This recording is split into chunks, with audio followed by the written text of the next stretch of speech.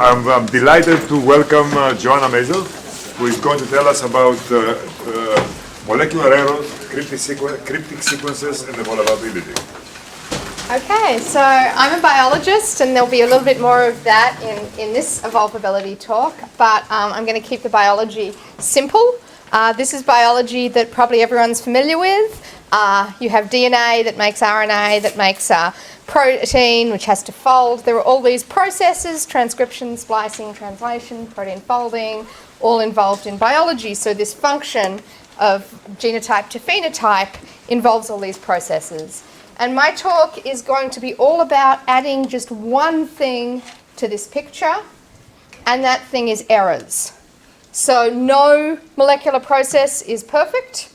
Mostly they are extremely imperfect and have substantial rates of errors in transcription, in splicing, in translation, and in folding. Most of the time, a huge proportion, a large proportion of the total protein products in the cell has had something go wrong with it at some stage. So, as an outline of this talk, I'll start by saying, all right, errors can happen, but how often? And I'll show you a model for the evolution of error rate, assuming that errors are under selection for speed versus accuracy. And then I'll look at one of the consequences of this, particularly when is to have high error rates. And when you have high error rates, we get this phenomenon of pre-screening. Normally we think there's mutation and then selection. I'll show you selection before mutation, which is very potent in terms of evolvability. Thirdly, I'll show you what may be the weirdest part of the story, which we normally, biologists, think that genetic diversity is important for evolvability, and for this particular system, it's not.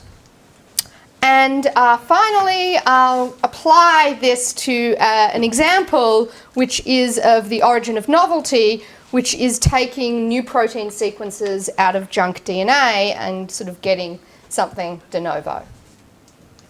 All right, so let's start though with this speed versus accuracy. How much do errors happen? Yes? Before you go on, could you just define evolvability, because people are using it differently here? Oh, sure. So I'm a biologist, and I'm looking in terms of the organism's ability on the population's ability on average to respond to a new environmental challenge and come up with something different. Specifically, I'm looking at the origin of novelty, a population's ability to come up with potentially adaptive novelties. Is that clear? What time scale? So some Massimo Pigliucci's given this scheme of 3 time scales, sort of the quantitative genetics time scale, the huge kind of origin of life macroevolution time scale, and an intermediate time scale. All of this work is at the intermediate time scale, not just the change in allofrequencies that already exist, but involving novelty, but not necessarily involving clade level or huge history of life type questions. So that intermediate time scale. Yeah. You said that a large portion of protein production in the cell is actually erroneous proteins. Yeah, probably 20-30%. Has it been demonstrated by proteomics tools? If yes, what is the percentage? So we don't think we have an exact number, but various of the errors have been quantified individually. The highest error rates seem to be in translation, and based on sort of various extrapolation and back-of-the-envelope calculations, people are coming up with something like 20 to 30% of the proteins subject to some kind of error. Some of them will function anyway, of course. Has it ever been demonstrated, confirmed by mass spectrometry? No, because it's a sum over many errors. You don't have the sensitivity, experimental sensitivity to detect that. Plus, a lot of them are folding errors, so mass spec can't get that.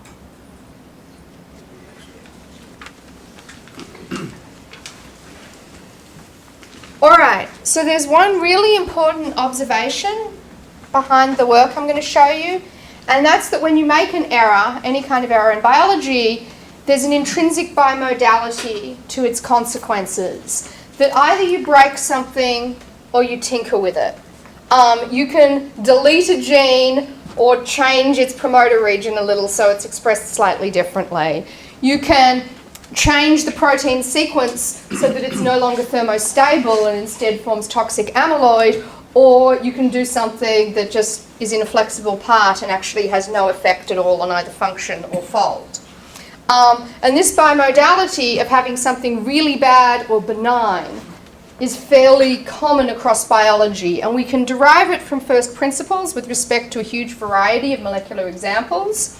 We can also see it at the whole organism level when we infer the distribution of fitness effects of new mutations, and you see it's very bimodal. There are lethal mutations, there are relatively neutral mutations, and there's a huge gap in the middle. It's extremely bimodal. So for the purposes of this talk, I'm going to talk about one particular kind of error, partly because we study that a lot in my lab, and partly because it's just to keep things concrete, and that's reading through a stop codon. So the most common effect of reading through a stop codon and reading into the untranslated region of the RNA is that 3 out of 64 of the codons are stopped, so there's usually a second stop codon in there somewhere, so it will read through to the second stop codon. You get additional amino acids, and then they will either cause a complete misfolding of the protein, or they'll have a relatively benign effect as a floppy tail. Many of the things I'm going to tell you are general to other kinds of errors too. So we'll say that this error happens at rate rho of reading through under normal circumstances. You can do the rho squared term too, which we did, but it doesn't really matter. So basically, whether it's benign or highly misfolded deleterious depends on what's going on in the sequence. So this is a cryptic sequence beyond the stop codon, and mutation bias tends to favour the deleterious forms. It is a minority of forms accessible to mutation that are benign. But it's not an overwhelming, massive majority, but there's a clear bias towards this. So if rho is really small and this cryptic sequence is evolving neutrally, then the probability of being in one state versus another will be given by this overall mutational equilibrium. If rho is larger, then there can be selection not just on the primary product, but also on the cryptic product, the conditional product that is expressed just a little bit because of the errors that takes place in translation. And then in that case there will be natural selection against this form, which will shift this mutational equilibrium and make it a mutation selection equilibrium instead. So this takes place in a population. This is all an asexual model. We're working on the sexual version right now. But this asexual model is very easy. Each individual can be summarized by just two numbers. And one is the error rate, and the other is how many of... Sorry, this is not a population. This is an individual. My bad. Here's an individual. It has lots of genes. Each of them reads through the stop codon, all at rate rho. And of these, L del of them have deleterious effects out of the L total. The rest of them are benign. The next one, is the population. Each individual is described by two numbers. How many of their loci are sensitive to this particular error? And what is the error rate? Those two numbers describe each individual in the population. So we have a model now which has costs and benefits of doing proofreading. The easiest way to get the error rate down is to add proofreading machinery that finds the errors and prevents them from really happening. So it has costs and benefits. The benefits are obvious. Fewer deleterious protein crud is produced. We have two different models for that cost of protein crud. A multiplicative model that roughly corresponds to loss of function, and an additive model that roughly corresponds to gain of toxic function. They're very, very different functional forms, but the results are almost superimposable. These slides happen to have the multiplicative model on them. So basically, the higher the error rate, the more crud is produced. Fitness is flat for a long while and then declines catastrophically. So, on the other hand, proofreading doesn't come for free. Presumably there's some opportunity cost, that resources that the cell puts into proofreading could be used for something else.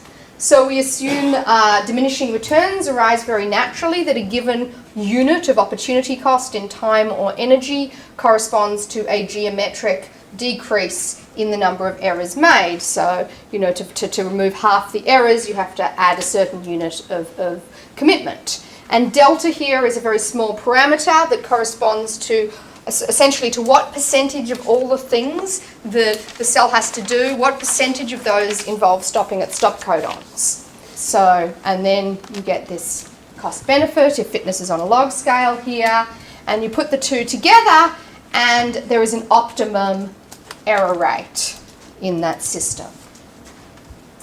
So this optimum is if you have a certain number of deleterious sequences, then evolution will happen on the proofreading such that a certain error rate evolves. But actually, it's a co-evolutionary process, because whether the sequences are deleterious or benign can also evolve. And so when you have very, very low error rates, this evolution here is this neutral mutational equilibrium, and so this represents that there. And then as the error rate gets higher and higher, selection starts to drive the number of deleterious sequences down. And in a small population, this is a selection effective population size, indicating the ability of natural selection to take effect on things of small selection coefficients. In that case, you evolve to this single attractor on this graph. When in populations where selection is more effective, then you see this decrease for smaller rates of error than you did before, and now you get one unstable and two stable attractors arising in this system. So what do these two attractors correspond to? And they really are very different. So there are two ways of dealing with the issue of molecular errors. One is to let them happen, to let these deleterious sequences happen, but to do lots and lots of proofreading. So what's beyond the stop codon stays behind the stop codon. It never matters because it all gets proofread and never gets expressed. And that's this attractor over here that has a low error rate. The alternative is to have a high error rate, let the errors happen, and instead purge the deleterious sequences and have selection on each one so that each cryptic sequence evolves to have benign effects. So we see this bistability, and you can see that this is naturally bistable in the sense that if you have one, if you say you have a really good proofreading, you're going to evolve deleterious sequences, which means you need more proofreading. Same thing, if you have very few deleterious sequences, then you don't need proofreading anymore, which means you can, you get rid of it and you have even fewer. So you can see the positive feedback loop that naturally gives rise to this evolutionary bistability. So we see this bistability for quite a big range of selection effective population sizes. So basically, if you have very small populations, they do proofreading. If you have extremely large ones, then they do the purging instead and have high error rates. And in between, around the range, in fact, where routinely biological populations are believed to be, you have bistability. And the other factor that really matters here is the number of loci that proofreading mechanism works on. So something that just proofreads one of the three stop codons refers to fewer loci than something that acts on all three stop codons. And as you can imagine, when you have a proofreading mechanism that acts on more things, that does favour proofreading over a larger range. But more dramatically than that, you can see this line is kind of plateauing out. It doesn't get really pushed that far. More dramatically than that, you further increase the range under which things are bistable. You mainly get rid of this attractor rather than get rid of this one. So just in case you don't care about stop codon read-through as much as I do, I'll phrase this in more general terms again. So basically this model applies whenever you have an error, a global, so the error here is reading through a stop codon, a global solution, the proofreading, where you deal with that error at every locus at the same time, in this case via ribosomes release factors, and a local solution, in this case having a benign cryptic sequence in 3' UTR. Obviously, splicing errors are extremely similar. You can have a better build a better spliceosome, or you can have a benign, not necessarily functional, but benign alternative minor splice form. The most famous global solution is perhaps chaperones, which mainly account for folding errors. The alternative is to solve something kinetically and have something that has a sequence that's really good at folding by itself. And chaperones clean up pretty much any mess whatsoever, it seems. So you can have folding errors that are due to errors during translation, and a local solution for that would be to use better codon usage so that you get less of this going on. Yes? So when stop codon read-through happens, what amino acid is used? Like when for regulation cysteine is used, but when it is an error, what amino acid is substituted for? Whatever's in the untranslated part of the RNA past the stop codon, which is what I'm calling the cryptic sequence. So stop codon is not coded at all? In this, there is 3 nucleotides corresponding to stop codons. That's right. What amino acid? It's usually a near cognate tRNA. So it's something that it's one of the RNAs that binds something that's one nucleotide off from what the stop codon is.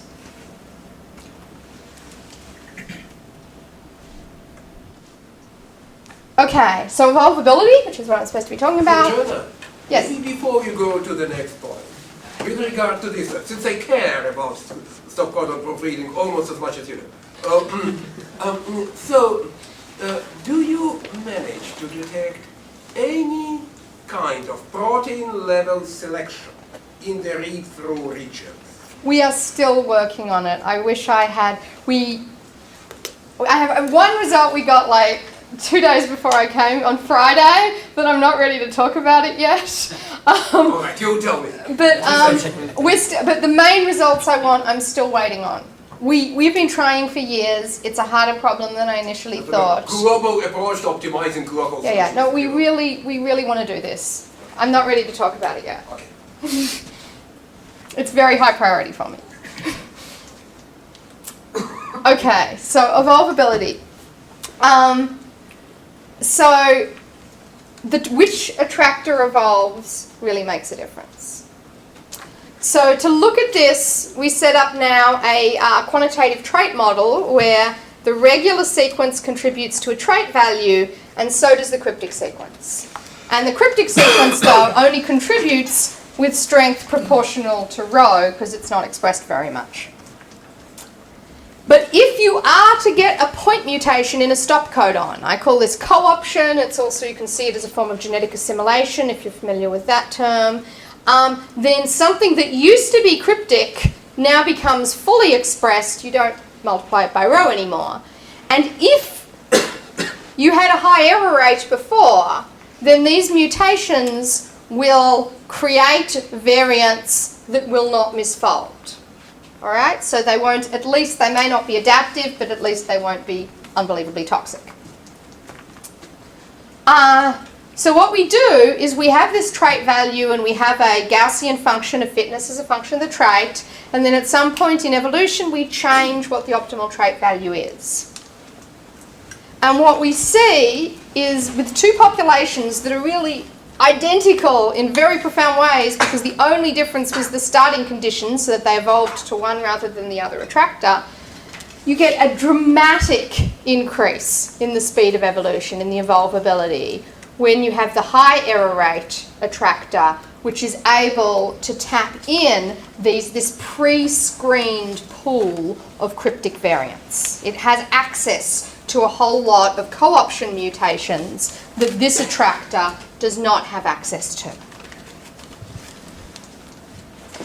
So a way of drawing this, here's our bimodality. This is lethal, this can only be better. And the idea is we don't know in evolution what's going to be adaptive in the future. And this is often said that we can't study evolvability because evolution is myopic, it doesn't know what's going to be coming. However, we do know what's not going to be adaptive. It is never going to be adaptive to be sterile or dead. It is never going to be adaptive to, ditch this basic essential function to, So if you get rid of those guys, all of this stuff that will be adaptive in the future is probably among these deleterious mutations, not among these deleterious mutations. Yes? Is it really true? Well, that not it's never, adaptive like... to be sterile or dead? This is only Okay, if you completely discard the notion of kin selection and group. No, I'm not. I'm just saying, okay, fine. It can be useful to be sterile and dead in a very regulated fashion where your relatives are not sterile and dead. But if it's just you're sterile and dead because of a basic housekeeping gene mutation, that's all I'm referring to. I don't mean to... It can still be good because of your population being small and not messing up the environment in the future. I mean, it's not...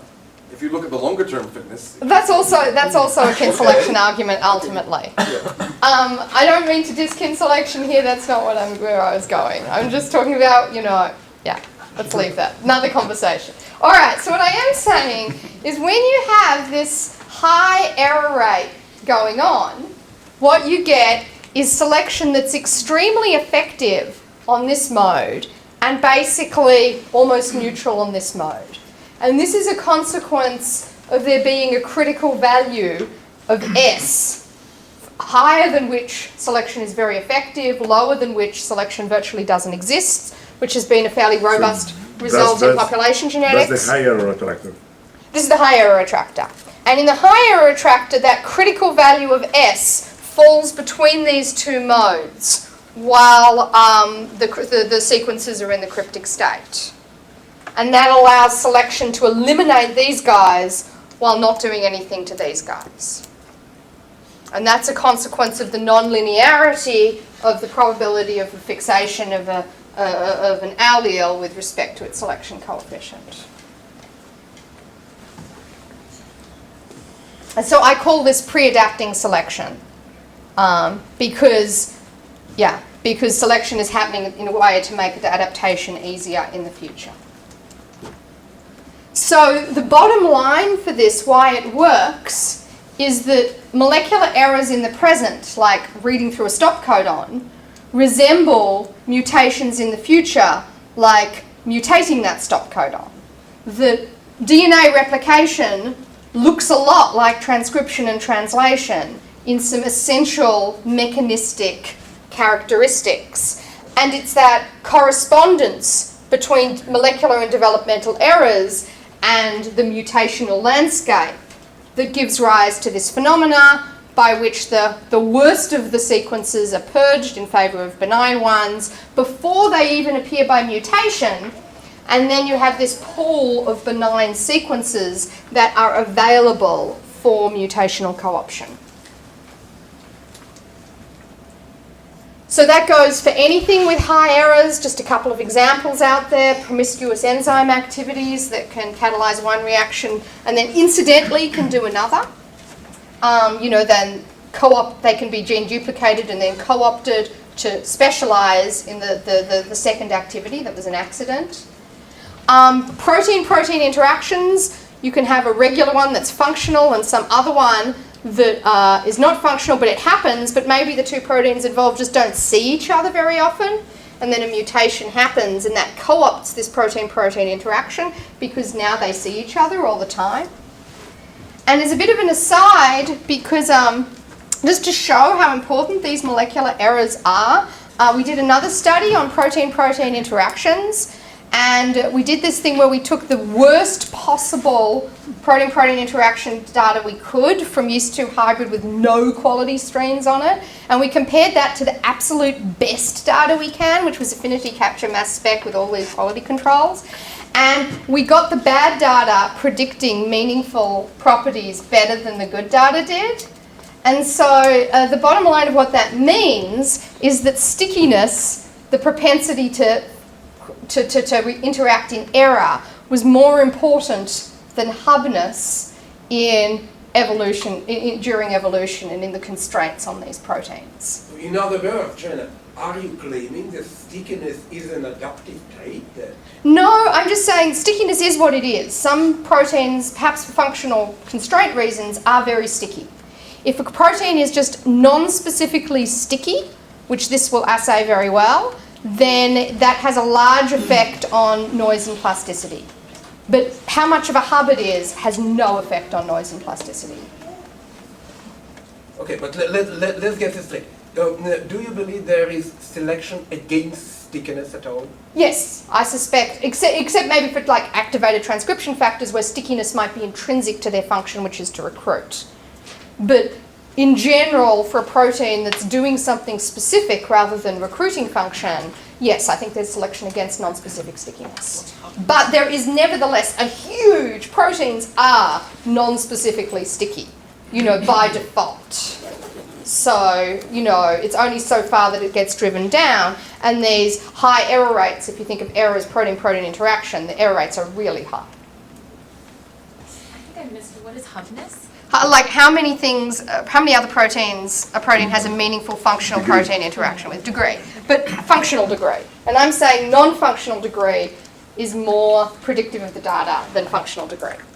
Bad data predicts things better than good data does. That was a fun result, I thought. Oh, the things were how noisy different genes are and how plastic they are, how much their expression level goes up and down in different environmental conditions. And those were realistic-ish environmental conditions, all of this in Saccharomyces.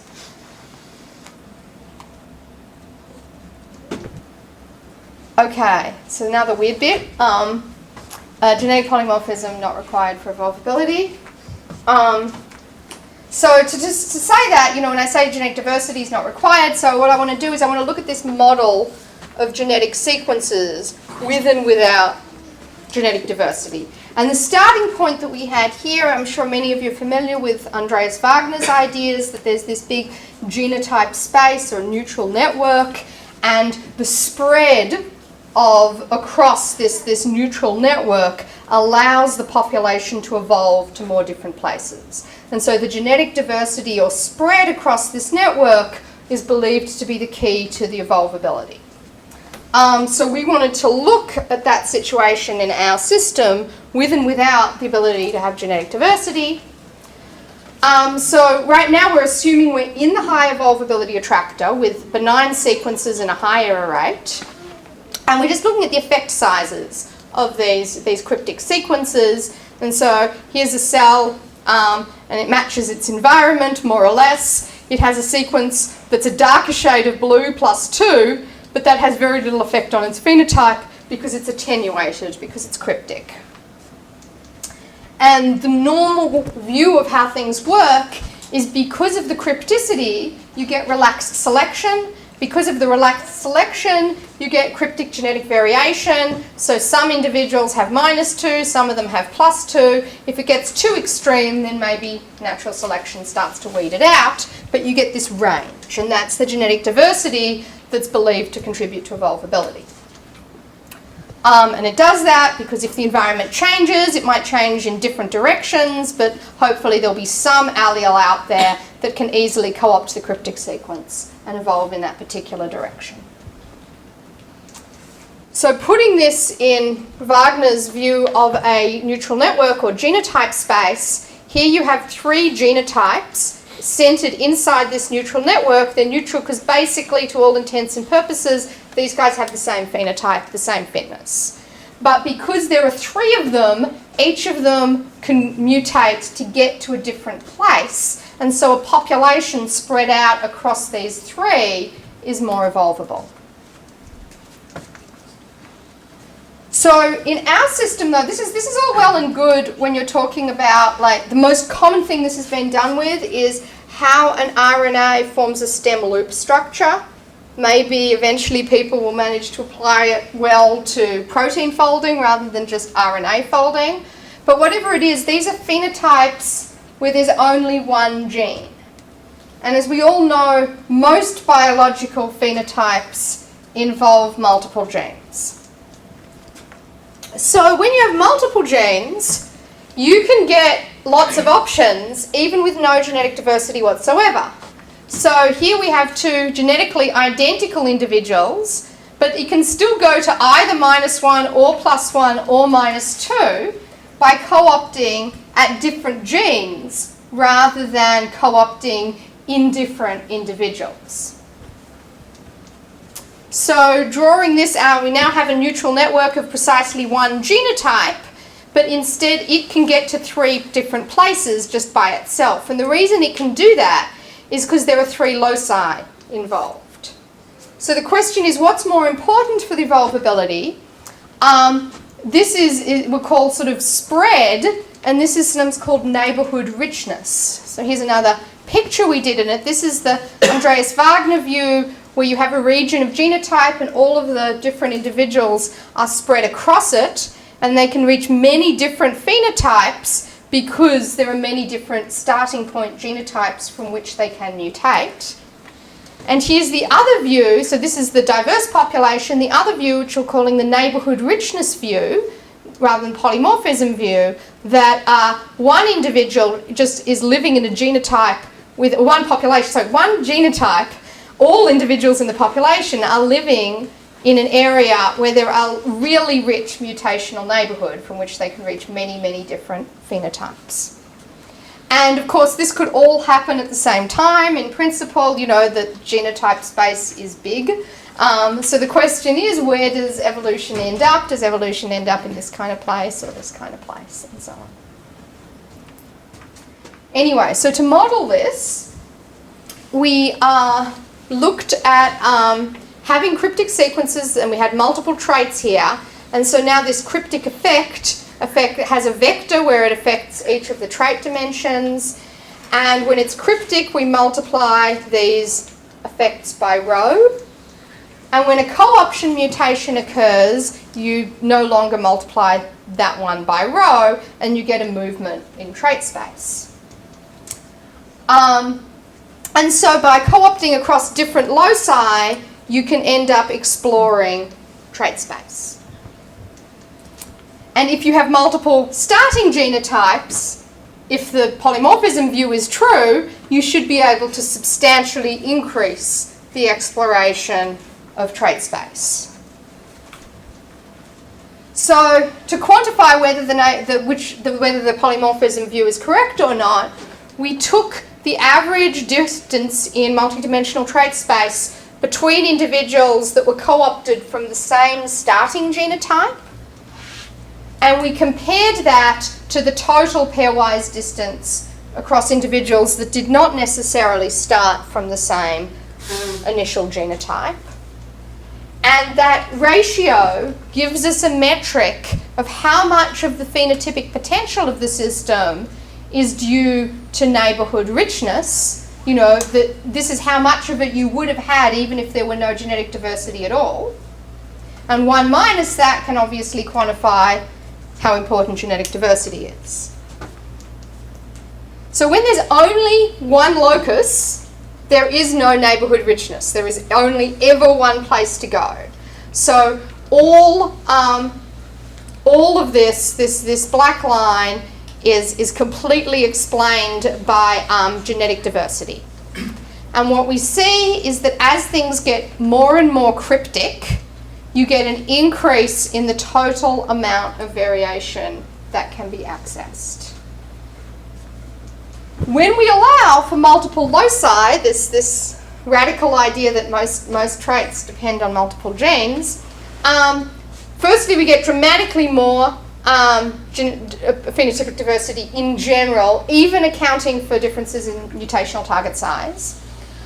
Secondly, that increase happens sort of an order of magnitude or so lower values or higher values of whatever, less crypticity. And finally, whenever genetic diversity is highest, then that genetic diversity is basically entirely accounted for by neighbourhood richness, and genetic polymorphism doesn't contribute anything. And this yellow dot and that triangle correspond, by the way, to the high evolvability attractor in the first part of the talk. So we had to scratch our heads for quite a while to figure out what was going on here, but we figured it out eventually. And what's really important to understanding the story is compensatory evolution, that when a mutation happens of a large effect size, sometimes it'll be eliminated by natural selection.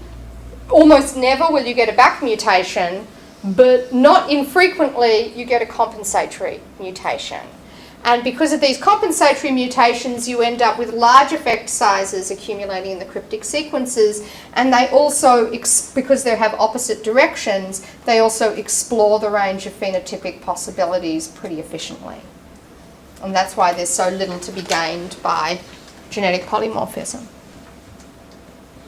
So the bottom line there is that the spread across the genotype space is not required, that this is a better understanding of the higher evolvability of polygenic traits in asexuals. We already knew that none of this applies to sexuals. So far, all of the evolvability this morning, including me, has all been about asexuals. Obviously, in sexuals, recombination is kind of important, but we're not really talking about that right now. All right, but this was believed to be an asexual model, and now this one, and now I'm saying not just is it restricted to asexuals, it's restricted to single gene traits in asexuals. Okay, so for evolvability, in my model, what do you need? Firstly, you need a minimum level of selection on cryptic sequences to purge the misfolded options. That's what I showed you in the second part of the talk. In the third part of the talk, I said basically you want selection as weak as possible above that minimum, because the weaker selection is, the more compensatory evolution you're going to get, the higher the diversity of the cryptic sequences.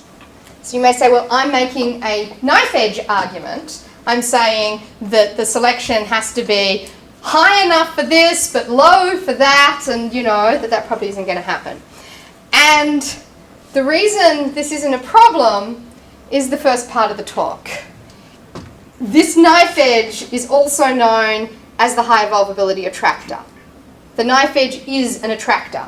So what you get in the attractor is you get the absolute lowest level of selection that will purge the misfolders, and nothing any stronger than that. That is exactly what evolves in the high ability evolve. So basically, the nature of the speed and accuracy trade-off fortuitously gives you the best possible error rate for evolvability. All right, if I have time, do I have time to briefly mention the applications of the work? The application that we've been looking at is how you get protein coding sequences from non-coding sequences, in particular this idea that they are pre-screened in advance. Is this purging happening? So the first work we did on this was on stop codon read-through, and this was a while back, and we looked in to look for events in which a stop codon had been lost, and you actually saw this cryptic sequence becoming coding, and this could be confirmed because you could still see that this sequence here was aligned very well and was homologous with a very low false positive rate to these sequences there. And we found a bunch of this happening, so we found direct evidence. And this is kind of a puzzle. Biochemists expect random protein sequences to be highly deleterious. A generic form of polypeptide is amyloid, it aggregates, it's nasty. People didn't expect, the general view of genes is new genes come from old genes through duplication. It was thought to be impossible that new genes just come out of nothing, out of non-coding, out of random sequences. But it turns out that they do. And this is a growing field, but there's more and more and more and more evidence that complete genes are also evolving de novo and not just pieces of genes. So basically, the model that I've given you can describe why that can happen. So basically, transcription happens anyway because errors happen. It's all about the errors. Usually the transcript's just degraded, but maybe sometimes that degradation fails because biology is all about errors. And so the transcript gets away. If it gets away, it'll probably make it into the cytoplasm where it could associate with ribosomes. And if there is a start codon and a stop codon, that may be all it needs in order to get translated. It doesn't have a really optimized sequence for translation, so the translation's likely to be at extremely low levels. But hey, in error, some random thing got out there.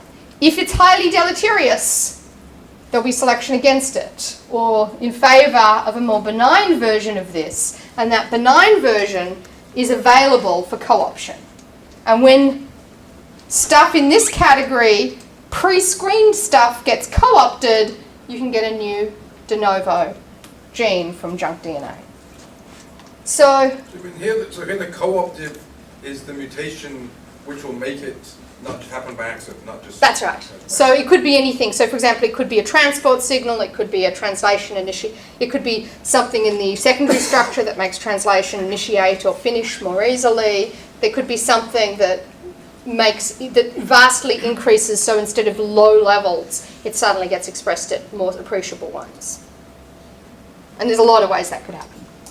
And in your yeast examples, do you know that you haven't added a stop codon as opposed to removing a stop codon? Well, of course, there's always a stop codon, so back to the yeast. Right, can I give you a question? Yeah, so here, you lose this stop codon, and then there's a new one.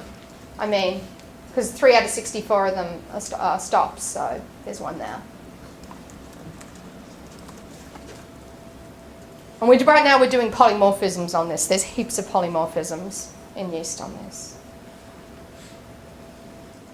Yeah, so what we're getting is errors at each stage, and there are multiple stages here, give a preview of the next stage. So this pre-adapting selection can happen at each of these stages. And what we did, and by we I mean Ben, who's sitting in the back there, is tested whether stage 3 is common or not.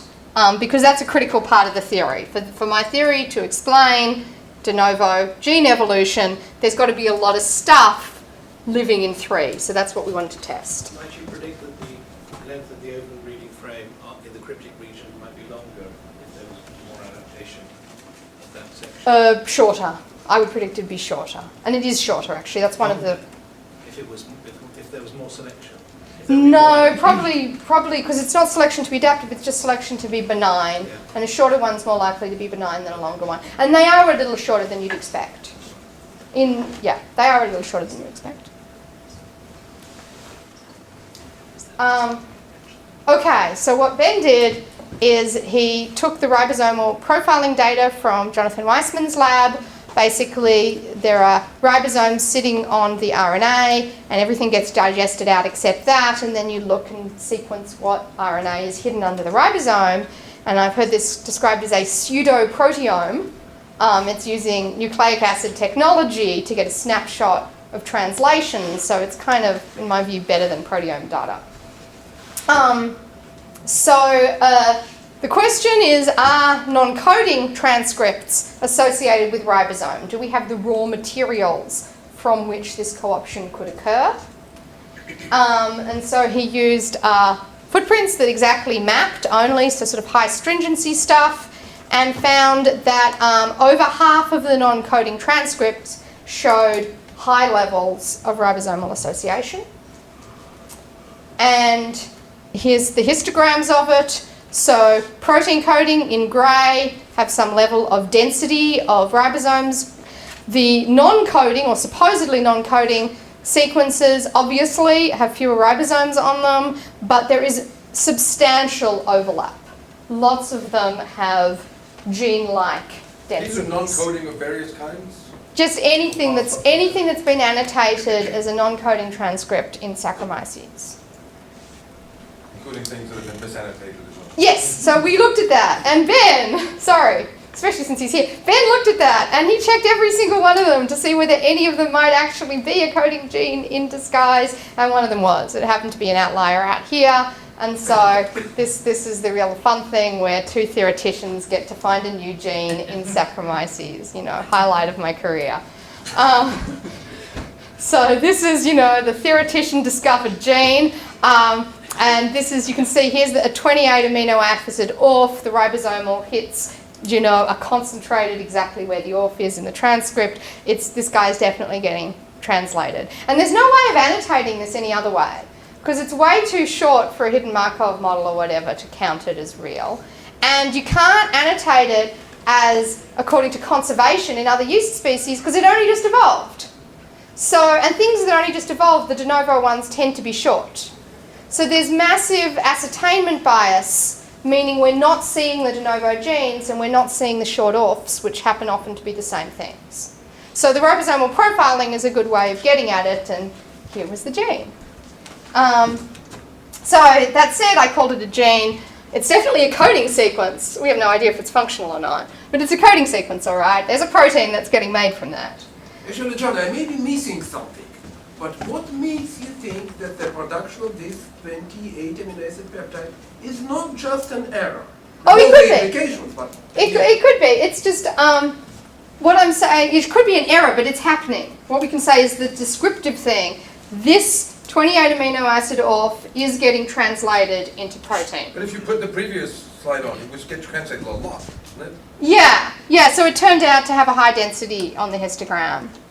so in that respect, I may ask the following. So and what Ben did is he looked at all of them to see if any of them, like how well they correspond. So a lot of non-coding stuff, a lot of the ribosomes bind non-specifically, and their binding increases in starvation conditions, and there's a sort of a bunch of things of what non-coding looks like, and most of them followed that. Most of them bound more in starvation than in rich media and so on. This one had all the patterns that one normally associates with a coding sequence. So can we check the following? Is this ORF-like ribosomal density, or does this ORF-like ribosomal density positively correlate to the length of those ORFs that are detectable in those cells? Yeah, so most of this is not highly of the black one, is not highly ORF associated. The ribosome is getting out there, there is enrichment around the start codon, there may be no ORF, and there may be limited ORF correlation along the length of the in other words, if I transcript. take, the bins that have ORFs between 15 and 20 and 10 and 15, will the first bin have more of such observations than it or not? So I should start to, should I let Ben answer this? I missed it, I'm sorry, what? So basically what we found is, what was the overrepresentation of the start codon? It was only like 50% extra, right? That was, what we did was look at how much extra there was at the start codon, because the start codon is bound to be part of any ORF. And it was only like a 50% higher overrepresentation compared to other positions. So the signal's very mild. Yes? So you said that ribosomal profiling is better than proteomics, and it's a very controversial statement, of course, because Weissman himself now is trying to validate all his ribosomal profiling by proteomic studies. But in this particular case, it would be extremely easy to confirm everything by just running simple mass spectrometry experiment. Yeah, so we've looked into it. I don't want to do a proteomic type mass spec experiment. I spoke to some mass spec people, so of course I don't run a wet lab. We think it's possible, but if you want to do it with a proper positive control, there's only so many cleavage sites, there's only so many options with these short proteins. We think this one can be done. We haven't done it yet. We should. Me not having a wet lab has been one of the delays on that. But we should get around to that. Our proteomics person, leaving the university also contributed to the delay. But yes, I do believe in mass spec, but I like targeted mass spec, where you know what you're looking for, you have a positive control, and you know what concentration you could have seen. The genome-wide, and you can enrich for it and all sorts of, and you enrich the fraction for it first. I'm less enamored. I guess part of it came from my experience from the de novo gene field. Like there are a couple of papers on de novo genes in primates, and one of them reported like 60 and one of them reported 4, but there was no overlap between the two sets. And we delved into it, and they'd used different builds of the proteomics. But it also And so it's like my lesson I got was don't trust the mass spec. I mean, if the builds don't correspond enough to, if it's affecting the bottom line result that much, then I'm not confident in the global proteomics. May I ask one more question that is relevant to this? So, reading through stop codons is also not only an error, but it's also an important regulatory mechanism in selenoproteins. And when it happens, you cannot hide it from modern proteomics technology. It's very easy to detect reading through stop codon because there is a cryptic peptides after the stop codon. So if it happens... Oh, you mean in E. coli? anywhere. There's some cases in it. Now, it is showing up really nicely in Jonathan Weissman's data. No, I'm talking about reading through stop codon regulatory mechanism. This, if you have it, it's impossible to hide it from modern technologies because it's very easy to detect by mass spectrometry because there are tryptic peptides as after stop codons. Now, if your error-related reading through stop codons indeed happens at any reasonable rate, you wouldn't be able to escape, like hide it from modern proteomics technology. But no current recent proteogenomic studies show that there are actually any evidence of reading through stop codon at any significant rate. So right now so Jonathan's got more data that's not released, and I haven't actually even got a copy of it. I've just heard rumors of it, but I won't talk to that. I'll just talk to his old data. But it's not relevant to any of Weissman's genes data. in his data that show stop codon read through. He didn't report on them, but we've gone over the data and we see them in his data. The error-prone stuff that we're looking at, to be the high evolvability attractor, like 0.3% read-through is enough. You're not going to see that in mass spec. What you do see, at least in the profiling, is you can see a few percent read-through or higher. You can't see much more resolution than that. There are definitely genes out there, including in the released data set that haven't been commented on yet, that show significantly higher read-through errors rates than that. Now, the question of what's programmed and what's just a higher than usual error rate is an open one, just like with this gene. I'm happy to call it a protein. Calling anything functional is always problematic in evolutionary biology. This seems to me like a conversation that can be best continued over some protein. Yeah, okay, I'm nearly done. I would just have like 2 slides. So anyway, I just said de novo revolution, we've talked about that, but what I wanted to say is what we did prove is that the penultimate stage of gene birth is widespread, showing that our theory may relate to that data. Okay, errors are common and important. There are 2 ways of reacting to them: proofreading for all sites at once, or robustness to each one individually. This high error rate has this pre-screening and evolvability. In this case, what's going on is neighbourhood richness, not genetic diversity, and you can see support for this general worldview through the de novo gene case. The bigger picture I wanted to conclude on is just a plea for the beauty of mess, that waste mess errors, they're not just a nuisance, they're the essence of biology. All of the whole evolvability case that I've just built is based on the inevitability of mistakes.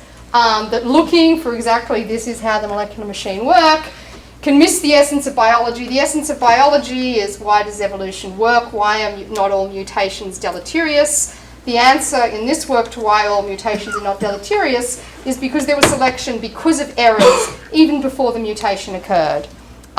So really, creative innovation requires mess. All right, I want to thank people, including Ben for that last bit, Etienne Rajon, who's now at the Université de Lyon, who did most of the theory work, and 2 other former undergrads who did some of the other bioinformatics I mentioned, and a plug that I'm hiring right now. And thank you.